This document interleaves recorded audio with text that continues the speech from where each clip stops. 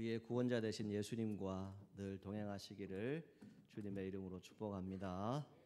우리 옆에도 같이 인사하겠습니다. 주님의 이름으로 사랑하고 축복합니다. 한 번 더 인사하겠습니다. 주님 주시는 복 많이 받으세요.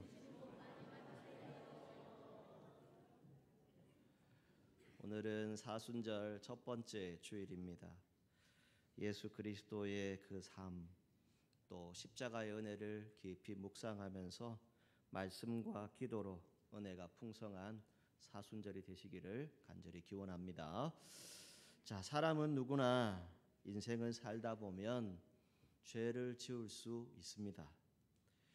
그런데 죄는 모든 사람이 지을 수 있지만 그 죄를 벗어버리고 죄사함을 받는 사람은 사실 그리 많지 않습니다. 지은 죄에 대해서 심각하게 생각하는 사람, 죄의 무거움을 아는 사람은 그래도 희망이 있다라고 말씀드립니다. 그러나 죄 짓는 것을 가볍게 여기고 죄에 대한 자각도 없는 사람, 심지어는 내가 왜 죄를 회개해야 되나 이런 마음으로 회개할 마음조차 가질 수 없는 그런 사람들이 있다면 하나님으로부터 점점 더 멀어지기 시작합니다. 결국은 멸망길로 가게 되는 것을 우리는 성경을 통해서 깨닫게 됩니다. 저도 여러분도 모두가 연약한 사람들입니다. 죄 짓지 않고 살 수 있는 사람은 여기에 아무도 없습니다. 그러나 하나님을 찾아서 회개하고 하나님이 주시는 복을 누리느냐, 아니면 완고하게 고집을 피우고 하나님의 징계를 받느냐, 그 선택은 여러분에게 있습니다. 오늘 저와 여러분들이 이 시간 함께 예배의 자리에 있는데 우리 스스로를 한번 돌아볼 수 있기를 바랍니다. 그리고 하나님 앞에서 정말 진실한 마음으로 회개하고 하나님의 용서의 은혜를 경험하는 우리 모두가 되기를 주님의 이름으로 축복합니다. 오늘 본문은 죄에 빠진 성도들이 회개하고 하나님을 찾으면서 불렀던 시편이라고 합니다. 초대교회 성도들은 이 참회시로 기도를 드렸고 하나님의 용서에 대한 확신을 가질 수 있었고, 그리고 회개가 성도에게 주는 축복임을 그들은 알았다고 합니다. 오늘 본문의 표제를 보면 다윗의 마스길이라고 기록되어져 있지요. 이 마스길이라고 하는 말은 교훈이라고 하는 뜻입니다. 즉 너희에게 교훈이 될 것이다, 이렇게 권면하는 것입니다. 6절 말씀에 이로 말미암아 기도하기를 권하고 있는 것을 볼 수 있지요. 왜 다윗이 이것을 말할 수 있을까요? 그는 기도를 통해서 깊은 영적인 체험을 하게 됩니다. 그리고 놀라운 진리를 깨닫게 된 사람입니다. 그래서 이것을 말하고 있는 것이지요. 다윗은 본문에서 죄가 얼마나 심각한 아픔을 가져오는가를 말해주고 있습니다. 그는 마음속에 죄를 품고 있을 때 그 고통을 내가 입을 열지 아니할 때에 종일 신음함으로 내 뼈가 새하였도다라고 고백을 합니다. 뭘 얘기합니까? 다른 번역을 보면 그 뼈가 다 닳아서 없어졌다, 이렇게 표현하기도 합니다. 죄는 우리 영혼으로 하여금 종일토록 신음하게 한다는 것이죠. 그리고 마지막에는 그 모든 것들이 다 닳아서 없어지듯이 고통스럽게 한다는 것을 성경은 말해주고 있습니다. 또 4절 후반부를 보게 되면 내 진액이 빠져서 여름 가뭄에 마름같이 되었나이다 라고 고백을 하지요. 이 진액이 무슨 뜻입니까? 양분이나 힘, 이러한 것을 의미합니다. 조금 더 우리가 쉽게 표현하자면 이렇게 표현할 수 있겠죠. 여러분, 세상을 살아가는데 이런 표현을 가끔 합니다. 나는 이제 세상에는 더 이상 살 낙이 없다, 힘이 없다, 이런 표현들을 우리가 할 수 있죠. 이처럼 죄라고 하는 것은 엄청난 고통을 가져오게 된다는 것이지요. 그 이유가 무엇일까요? 4절에 주의 손이 주야로 나를 누르시오니라고 성경은 말하고 있어요.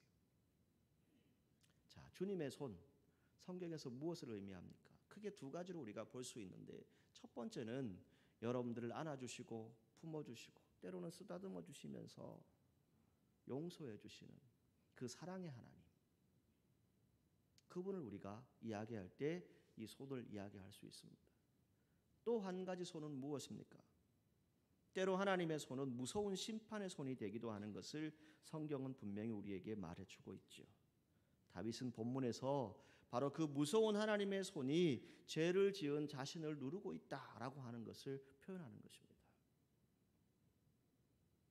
마치 기름이라도 짜려는 것처럼 꽉 누르신다, 이런 의미를 포함을 합니다.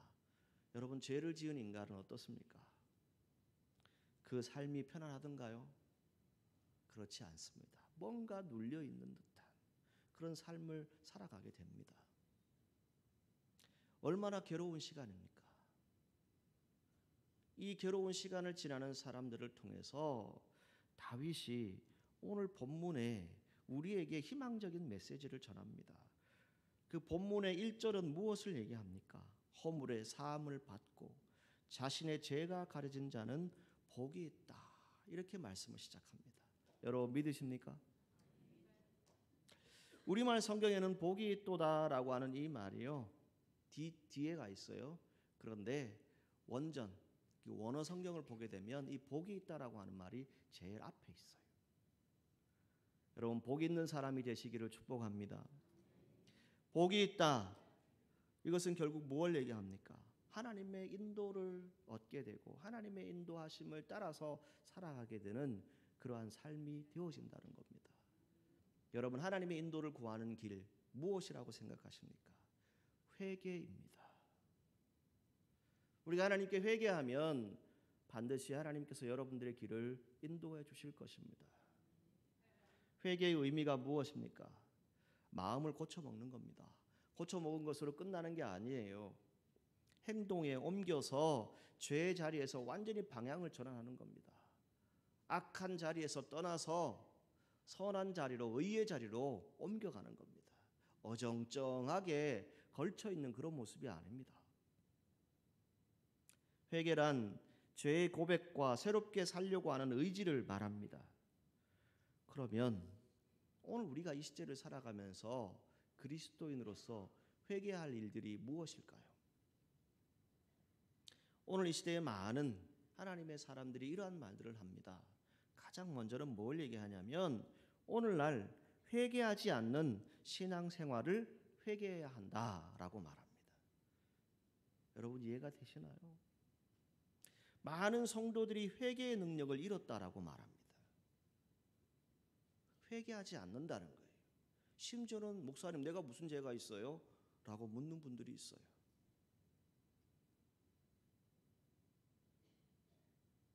남의 잘못은 잘 지적합니다. 남의 티는 잘 보지요. 그리고 그것을 언제든지 흠집을 내려고 해요. 그런데 회개하지 않습니다. 누가요? 자신은 회개하지 않아요. 자신을 안 변하면서 자꾸 남의 것을 자꾸 이야기하죠. 무엇을 회개할지도 모릅니다. 결국 그 마음이 어떻게 되겠습니까? 무뎌진다라고 말씀합니다. 죄를 깨닫지 못하는 거예요. 오늘 이 시대 그리스도인들이 지금 이렇게 살아가고 있다는 거예요. 어두운 눈들이 되었습니다. 그래서 영적으로 내 죄가 무엇인지 그걸 발견하지 못합니다. 성경은 뭐예요? 기도하지 않는 것도 죄라고 하는데, 그런데 우리는 알지 못해요. 그냥 아무런 의미도 느끼지 못하고 그냥 살아가고 있어요. 회개하지 않는 것, 하나님 말씀에 불순종하는 것과 같습니다. 회개 없는 기도, 회개 없는 신앙, 과연 우리가 내가 살아있다라고 말할 수 있을까요? 두 번째, 용서하지 못한 것을 회개해야 한다라고 말씀드립니다. 우리는 이 주간 그리고 약 6주간 동안 이 사순절 기간을 지나게 됩니다. 이 사순절 기간을 지나는 동안에 우리가 고백하는 것이 뭡니까? 하나님은 우리를 너무 사랑하셔서 온 인류를 사랑하셔서 독생자 예수 그리스도를 보내어 주셨지요. 그분을 보내신 이유가 뭡니까? 십자가에서 모든 죄를 용서하시고 어떠한 사람이라 할지라도 용납하심을 성경은 말해주죠. 우리가 아는 중요한 또 귀한 사건이 하나 있지 않습니까? 십자가 옆에 똑같이 달렸지만 한 사람은 낙원에 가고 한 사람은 죽음을 맞이하는 것, 지옥불에 떨어지는 것을 우리는 성경을 통해서 봅니다. 뭐예요? 회개한 사람은 하나님이 늦게라도 받아주신다고요. 그런데 회개하지 않으면 안 되는 거예요.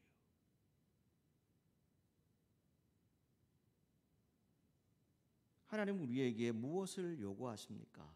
용서하라고 말씀합니다. 원수까지도 사랑하라고 말씀하지요. 이 용서한다, 사랑한다라고 하는 의미들이 무엇입니까? 하나님 마음을 품었을 때 하나님의 눈으로 내 이웃을 바라보고 내 관계를 바라보았을 때, 세상을 바라보았을 때, 그리고 하나님의 뜻을 이루어 드릴 때 우리는 정말 회개하고 서로 용서하는 그런 공동체로 살아갈 수 있습니다. 자, 저를 따라서 한번 해보시죠. 용서가 가장 큰 사랑입니다. 아멘. 여러분, 용서가 가장 큰 사랑이에요. 이게 말로만 하는 게 아니에요. 우리 그리스도인들이 먼저 이 시대를 살아가면서 이것을 실천해 보자는 것이죠. 세 번째는 무관심한 겁니다. 이것도 회개해야 한다는 거예요. 교회가 무슨 일이 있는지, 가정에 무슨 일이 있는지, 나라와 민족이 어떠하든지, 세상이 어떻게 돌아가든지 나는 관심이 없어요. 내가 살기 바빠요. 내 생활하기 바쁩니다. 이거 우리가 회개해야 합니다. 왜요? 하나님께서 우리에게 주신 것은 무엇입니까? 여러분들이 하나님을 사랑하는 중심, 그와 더불어서 내 이웃을 내 몸과 같이 사랑하고 그 영혼들을 위해서 정말 복음을 전하기 위해서 함께 기도하면서 그 삶을 살아라라고 성경이 말씀해 주고 있지 않습니까? 그런데 우리는 무관심합니다. 회개하든 말든 하나님 사람 되든 말든 내 살기 바빠요. 이러한 시대의 회개를 말하고 있습니다. 오늘 성경을 통해서 우리가 깨닫기를 원하는 것은 저와 여러분들이 이 시대에 살아나기를 주님의 이름으로 축복합니다. 저와 여러분들이 살 수 있는 길은 무엇입니까? 오늘 다윗처럼 주님 내가 죄인입니다. 이것을 고백할 수 있어야 돼요. 자복할 수 있어야 돼요. 회개하면 저와 여러분들의 살 길이 반드시 열릴 줄 믿습니다.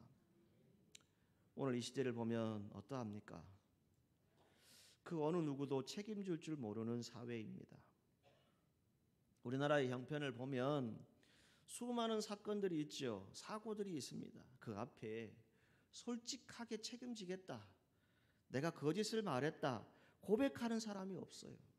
그리고 정말 용서를 구하는 사람이 하나도 없습니다. 여러분, 이 시대에 우리가 하나님이 원하시는 그리스도인으로서 정말 하나님이 인도하시는 그 길을 우리가 어떻게 걸어갈 수 있을까? 우리가 어떻게 그 모든 것을 구해야 할까? 그 해답은 성경이 이렇게 말씀합니다. 자복이라고 하는 단어가 성경에 5절에 기록되어져 있죠. 이 자복이 뭡니까? 부끄러운 것, 내 안에 있는 연약함 다 드러내는 겁니다. 그대로 고백하는 겁니다.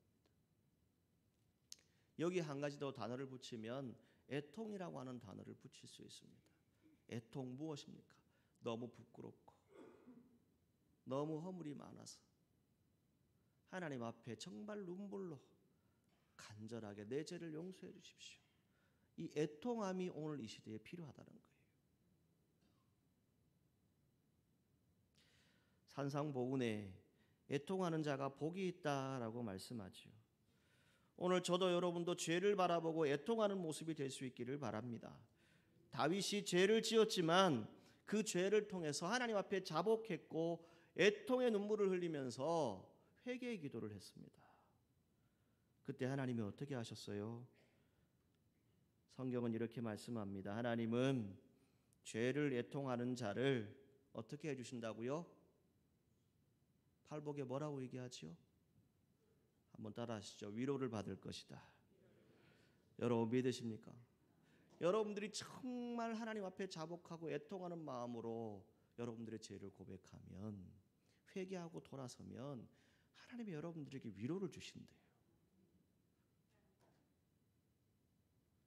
사무엘하 23장 5절 말씀에 보면 회개한 다윗은 그의 말년에 이런 고백을 남깁니다. 하나님이 나와 더불어 영원한 언약을 세우사 만사에 구비하고 견고하게 하셨다. 나의 모든 구원과 나의 모든 소원을 어찌 이루지 아니하시랴. 아멘. 이 고백을 남겨놓습니다. 뭐예요? 중요한 의미입니다. 하나님이 때로는 다윗을 책망할 때도 있었어요. 징계할 때도 있었습니다. 그럼에도 불구하고 하나님과 나 사이 변하지 않았어요. 오늘 저와 여러분들이 하나님과의 사이가 절대 변하지 않고 끝까지 여러분들에게 주신 영원한 언약을 믿으시기를 바라고, 그 언약의 말씀 위에서 굳건히 설 수 있기를 주님의 이름으로 축복합니다. 시편 1편 1절에 이렇게 말씀합니다. 복 있는 사람은 악인의 꾀를 따르지 아니하며 죄인들의 길에 서지 아니하며 오만한 자들의 자리에 앉지 아니하고. 아멘. 무엇을 말합니까? 진정한 회개는 어떤 것입니까? 악인의 자리와 죄인의 길, 오만한 자의 자리, 이 모든 것을 다 떠나서 따르지 않고 방향을 전환해서 오직 의의 길로, 하나님의 길로 가는 사람들입니다. 그 사람들이 회개한 사람들이에요.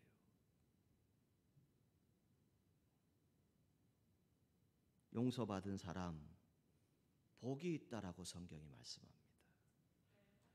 여러분 모두 십자가 보혈의 능력으로 다 용서함 받은 복받은 성도들이 되시기를 축복합니다. 여러분 모두 다 용서함 받아서 하나님의 인도하심을 받으십시오. 하나님이 여러분들을 사랑하신대요. 사랑하시는데 우리가 할 건 다른 게 아니에요. 하나님 앞에 우리의 죄와 허물을 솔직하게 자복하고 애통하는 마음으로 회개하시면 돼요. 이게 오늘 시대 그리스도인들에게 전하여지는 말씀입니다. 그리고 하나님께 나아가서 죄를 회개하고 간구하는 자에게 하나님께서 어떠한 것을 허락하신다고 말씀합니까? 다윗은 7절에 하나님을 이렇게 표현하지요. 나의 은신처가 되시는 분, 나를 환난에서 보호하시는 분, 나를 구원의 노래로 두르시는 분, 이렇게 표현합니다. 어떤 의미입니까? 하나님은 부모가 자기 자녀를 사랑하듯 아버지 하나님이 여러분들을 사랑하신다고 말씀합니다. 사랑하되 어떻게 사랑하십니까? 죄 가운데 허우적거리고 고통 속에 신음소리를 내던 모습에서 하나님께 회개하니까 하나님이 이제 그의 입술을 통해서, 그의 삶을 통해서 찬양의 소리가 넘쳐날 수 있도록 하신다라고 말씀합니다. 여러분들의 삶이 찬양의 삶으로 바뀌어질 수 있기를 주님의 이름으로 축복합니다. 8절은 또 무엇을 얘기합니까? 하나님께서는 주를 사모하며 인도하심을 구하는 자기 백성들에게 세 가지를 말씀해 주시는데, 가장 먼저는 내가 내 갈 길을 가르칠 것이다. 그리고 두 번째는 너를 주목할 것이다. 세 번째는 너를 훈계할 것이다.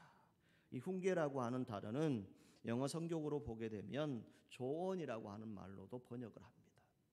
자, 그럼 뭘 얘기하는 거예요? 여러분들이 하나님께 죄를 회개하고 하나님의 뜻을 따르기 시작하고 하나님을 신뢰하게 되면 여러분들에게 복을 주시는데, 어떤 복을 주셔요? 여러분들의 갈 길을 가르쳐 주신대요. 그리고 여러분들을 주목하신대요. 여러분 믿으십니까? 그리고 여러분들에게 훈계하신다, 조언을 주신다라고 말씀합니다. 여러분, 오늘 저와 여러분들은 하나님의 인도가 필요한 사람들입니다. 이 하나님의 인도를 구하면서 우리가 온전히 신뢰하지 못하고 때로는 넘어질 때가 있습니다. 기도하는데 함정에 빠질 때가 있어요. 회개하고 하나님의 인도하심을 따라 살아가는데 함정에 빠질 때가 있는데, 어떤 함정에 빠지냐면 가장 첫 번째는 너무 조급합니다. 뭔가 기도하고 나면, 회개하고 나면 다 이룬 것처럼 무엇이 이루어지기를 자꾸 기대해요. 하나님은 어떤 분이십니까? 우리에게 생명을 주신 분입니다. 저와 여러분들이 하나님의 인도를 구할 때 사람을 찾지 말라고는 이야기하지 않습니다. 사람을 찾으시되 때로는 사람을 통해서도 하나님이 역사하시니까요. 그런데 그분이 정말 하나님의 사람인가 믿음의 사람인가를 여러분들이 분별하고 그분들을 통해서 함께 기도하십시오. 그러나 조급해하지 마십시오. 성경은 뭘 얘기합니까? 오래 참고 기다리라. 모든 일의 결정은 누가 하셔요? 하나님이 하십니다. 두 번째는 의심이라고 하는 것이 있습니다. 사도 바울이 로마서 4장에 아브라함에 대한 이야기를 쭉 기록해 놓고 있거든요. 여러분, 아브라함 하면 누구입니까? 믿음의 조상. 그죠? 이 믿음의 조상하면 우리가 무엇을 생각하죠? 그가 100세가 되어서 사라가 90세가 되었을 때 하나님이 허락하신 아들을 얻게 됐죠. 자, 이것을 우리가 믿음이라고 얘기합니까? 바울은 성경에 이렇게 말씀합니다. 아브라함은 하나님께서 친히 약속하신 것을 이루실 능력이 있다는 것을 확신했다. 이렇게 표현합니다. 그리고 바로 하나님께서 그 믿음을 그의 의로 여기셨다. 이렇게 성경에 말씀하고 있어요. 자, 여러분도 아브라함처럼 하나님의 복을 받기를 간절히 소망합니다. 자, 그런데 여러분, 아브라함이 정말 믿음의 조상입니까? 믿음의 조상입니까? 여러분도 자신 있게 지금 대답을 안 하시죠? 여러분 마음에 그런 마음이 살짝 들 거예요. 아닌데 내가 성경을 읽었을 때는 분명히 하갈을 통해서 이스마엘이라고 하는 아들을 얻었는데. 여러분, 저도 여러분도 한번 생각해 보세요. 여러분, 신앙생활 시작하면서 지금까지 나는 한 번도 죄를 지은 적이 없다. 한 번도 하나님을 떠난 적이 없다. 한 번도 하나님을 원망하거나 불평한 적이 없다. 손들 수 있는 분 있습니까? 여기서 있는 저도 마찬가지예요. 아브라함이 25년 동안 죄를 안 지은 게 아니에요. 믿음이 약해질 때도 있었어요. 영적 침체에 빠질 때도 있었죠. 그런데 문제는 그 시간 가운데서 만약 그 자리에서 멈춰버렸다면 그런 아브라함, 믿음의 조상이 될 수 없어요. 그 시간에 그가 무엇을 했습니까? 회개하고 하나님께로 돌아섰기 때문에, 하나님의 뜻을 받아들였기 때문에, 그리고 나중에는 그 아들 이삭도 하나님께 드리려고 했기 때문에 그가 믿음의 조상이 되어지는 겁니다. 여러분, 온전한 사람이라고 해서 믿음의 사람이 아니에요. 저도 여러분도 다 돌아오면 죄가 있고 허물이 다 있잖아요. 하나님이 우리에게 원하시는 것은 뭡니까? 은혜를 날라는 것이죠. 하나님의 인도를 구하는 과정에서 저와 여러분들이 기억해야 될 것은 절대 하나님을 의심하지 마십시오. 하나님을 의심하니까 하나님을 떠날 때도 있는 것이죠. 그러나 저와 여러분들이 그것을 깨닫고 이제 내가 돌아서서 회개하고 정말 하나님의 뜻을 구해야 되겠다라고 여러분 믿음으로 고백했다면 지금부터는 다시는 그 길로 가서는 안 됩니다. 이제는 믿음의 길로만 가셔야 됩니다. 오직 하나님의 인도를 구하는 그 길로만 걸어갈 수 있기를 주님의 이름으로 축복합니다. 다윗이요, 뭘 고백합니까? 제가 오늘 예배 기원에 또 이 다윗의 시편에 대한 부분을 인용을 했고, 또 오늘 저와 여러분들이 사함의 기도, 그걸 통해서 여러분들에게 드린 말씀이 뭡니까? 다윗의 고백이에요. 우술초로 나를 깨끗하게 해달라. 나를 정결하게 해달라. 무엇을 고백하는 겁니까? 이제 나는 하나님 앞에서 정결하게 살겠습니다. 왜? 회개하고 돌아섰으니까. 다시는 악한 길로 가지 않겠습니다. 이것을 고백하는 겁니다. 그리고 하나님의 인도를 정말 여러분들이 구하신다면 진실되게 살아가시기를 바랍니다. 진실되게 살아가실 때 하나님을 끝까지 신뢰하십시오. 그리고 하나님께 온전히 순종하는 우리 성도들이 되기를 간절히 소망합니다. 요한복음 14장 15절에 너희가 나를 사랑하면 나의 계명을 지키리라 라고 말씀합니다. 그리고 요한복음 14장 21절에 나의 계명을 가지고 지키는 자라야 나를 사랑하는 자다. 아멘. 이렇게 성경은 우리에게 말씀해 주고 있습니다. 여러분, 회개의 은혜, 은총을 아는 사람은 회개의 기회를 놓치지 않습니다. 그것을 계속 묻어두지 않습니다. 회개할 수 있을 때 회개할 수 있는 사람이 정말 하나님의 은혜를 받습니다. 하나님의 복을 받습니다. 오늘 성경에 뭘 얘기해요? 복이 있는 사람이 되어진다. 복이 있도다라고 말씀해 주고 있지 않습니까? 시편 103편 12절에 다윗은 이런 고백을 남깁니다. 동이 서에서 먼 것 같이 우리 죄가를 우리에게서 멀리 옮기셨으며. 아멘. 여러분, 여러분들의 모든 죄 주님 앞에 나아가서 회개하면 죄가를 다 멀리 옮겨주신대요. 여러분, 믿음으로 승리하시기를 간절히 소망합니다. 하나님께서 여러분들의 모든 죄악을 사하셨음을 믿으시고 하나님 앞에서 혹 부족하고 연약하고 때로는 죄 가운데 있고 허물이 있다면 그 하나님 앞에 나아가서 그 십자가 앞에서 정말 주님의 뜻을 구하고 회개하는 저와 여러분들이 되기를 주님의 이름으로 축복합니다. 요즘 우리나라를 보면서 이런 생각을 하는 가운데 미국의 16대 대통령 링컨 대통령이 1863년 3월 31일에 미국 전 국가적으로 금식과 기도의 날을 정하게 되죠. 그때 선포한 선언문이 있습니다. 그 내용은 여러분들이 각자 한번 찾아보시고 거기에 일부만 여러분들에게 인용을 합니다. 한번 들어보시죠. 우리는 오랫동안 평화와 번영을 구가했다. 그러나 미국은 하나님을 망각했다. 우리는 지속적인 성공에 도취된 나머지 구원하시고 보호하시는 하나님의 은혜가 필요함을 느끼지도 못하고 우리를 창조하신 하나님께 기도하지 않는 교만한 백성이 되고 말았다. 그러므로 우리는 분노하신 하나님 앞에 겸허한 자세로 국가적 죄를 고백하고 자비와 용서를 구해야 한다. 국민이 합심하여 부르짖는 기도는 하나님께 상달되어 축복으로 응답받을 것이며 이 백성 전체의 죄가 용서받고 지금 분열되어 고통당하는 이 나라가 평화와 화합으로 행복하던 이전 상태로 회복될 것이다. 성경의 가르침에 근거한 희망을 품고 겸손하게 평화를 취하자. 이런 내용입니다. 여러분, 지금 우리나라 여러분들의 삶의 자리 어떠합니까?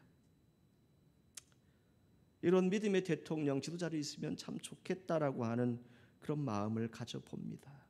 그러나 아직도 우리가 믿음의 자리에서 이 한국교회를 지켜가고 있다면 이제 나라와 민족을 위해서 우리의 삶에 일어나는 모든 일들을 통해서 우리가 해야 될 일은 무엇입니까?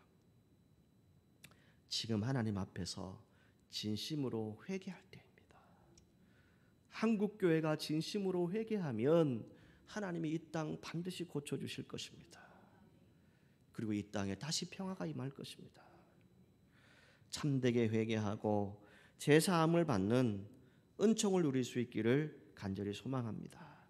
그리고 여러분들이 하나님의 인도하심을 받게 되면 그 구원의 길을 가게 되면 하나님께서 내 인생의 주인 되신다.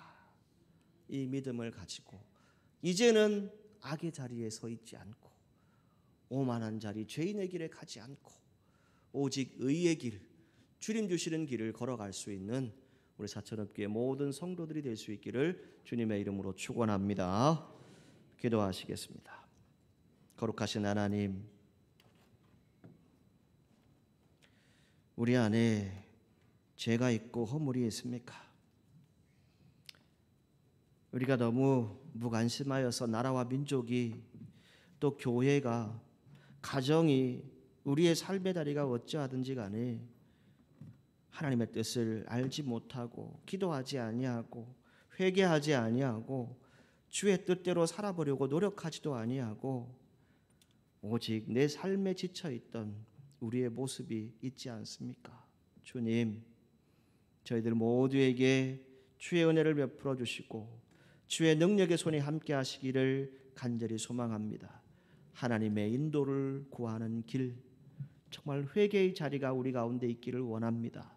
한국교회가 다시 회개의 자리에 있기를 원합니다. 사천읍교회가 다시 회개하고 하나님의 뜻을 구하고 하나님의 능력을 구하는 귀한 공동체가 될 수 있도록 인도하여 주옵소서. 예수님의 이름으로 기도하옵나이다. 아멘.